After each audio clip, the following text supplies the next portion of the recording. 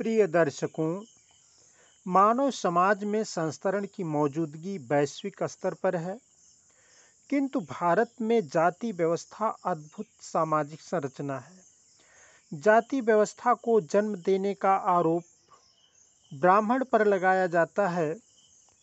हमारी बात यहीं से शुरू होती है और जाति जैसी व्यवस्था का निर्माण ब्राह्मण के बूते की बात नहीं है, यहीं समाप्त हो जाती है।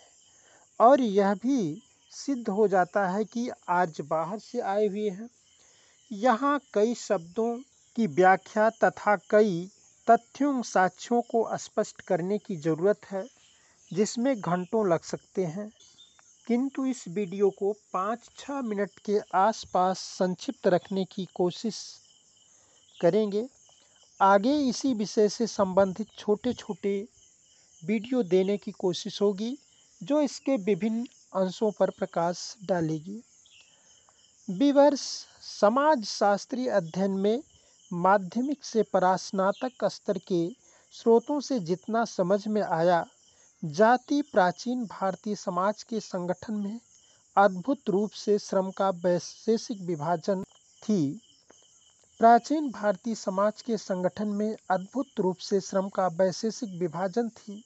डॉक्टर मजुमदार के शब्दों में, जाति एक बंद वर्ग है, किंतु उस समय प्राचीन काल में यह खुला वर्ग था।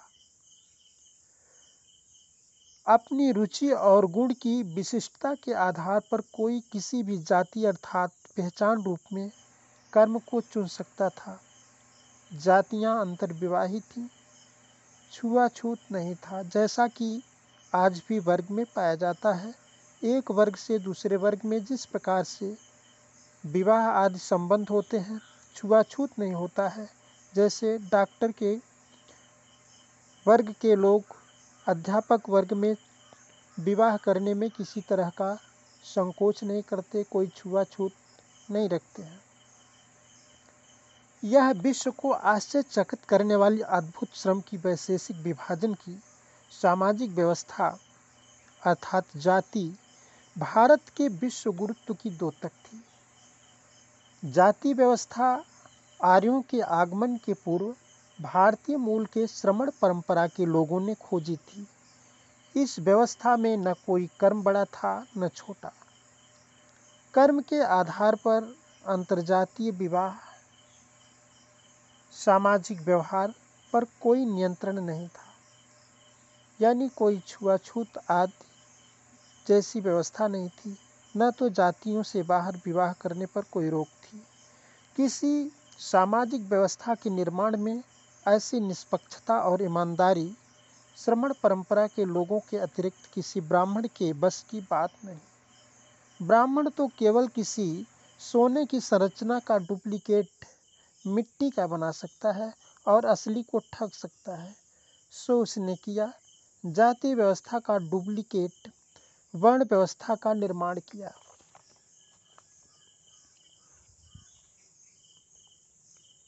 वर्ण में जाति के कर्म के सिद्धांत को जन्म पर आधारित किया। जाति के कर्म की समानता को वर्ण में ऊंचा नीचा किया। वर्ण में जाति व्यवस्था के निर्माण की निष्पक्षता की जगह आर्यों के हितार्थ पक्षपात किया। वर्ण में सामाजिक न्याय के सिद्धांत को ठुकराया। यहीं यह भी स्पष्ट कर दें कि वर्तमान जाति की ये विकृतियां वर्ण व्यवस्था से आई। जाति व्यवस्था को सुंदर रूप में श्रमण परंपरा के लोगों ने आर्यों के आगमन से पहले बनाया था। आर्यों ने इसमें विकृति उत्पन्न की। आर्यों ने जाति व्यवस्था के विकृत रूप के परिणाम के रूप में वर्ण व्यवस्था का निर्माण किया, जिसे श्रमण परंपरा के भारतीय मूल के लोगों ने पूर्णतः स्वीकार नहीं किया। जिससे आज भी लोगों को अपनी जाति का तो पता है, किंतु अपने वर्ण के विषय में स्पष्ट जानकारी नहीं है। कोई शूद्र होकर खुद को क्षत्रिय, तो कोई शूद्र होकर अपने को वैश्य मानता है। वहीं एक जाति सवर्ण है, जिसका वर्ण भी वही है, जाति भी वही है। जैसे ब्राह्मण का वर्ण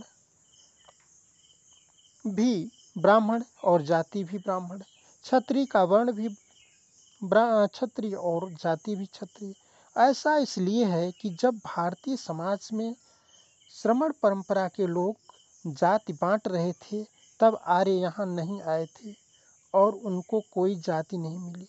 वे वर्ण बांटे थे, इसलिए उनको वर्ण ही मिला। उसी वर्ण को ही जाति कहने लगे। इससे स्वतः सिद्ध है कि आर्य भारतीय मूल के नहीं हैं, वे बाद में आए हुए हैं। वैसे भी आर्य शब्द की उत्पत्ति आर्य शब्द से है। वे आक्रांता भारतीय मूल के लोगों के आर्य अर्थात शत्रु थे तथा बाद में कुछ भारतीय मूल के लोग भी आक्रांताओं के आर्य के रूप में आर्य कहलाए। ब्राह्मणों पर जाति व्यवस्था की उत्पत्ति का आरोप समाजशास्त्र के इस सिद्धांत पर लगाया जाता है कि वर्ण व्यवस्था से ही टूट करके जातियां बनी हैं, किंतु जातियां बनाना उनके बूते की बात नहीं। वे जाति में विकृतियां लाकर वर्तमान जाति के उत्पत्तिकर्ता के रूप में, जो विकृत जातियां हैं जिसमें ऊंच नीच का भेदभाव है, विवाह पर खान पान पर रोक है, ऐसी विकृत वर्तमान जाति के उत्पत्तिकर्ता के रूप में इस आरोप को धारण करते हैं। वे वर्तमान विकृत जाति व्यवस्था के जन्मदाता हैं, न कि प्राचीन स्वस्थ और सुदृढ़ जाति व्यवस्था।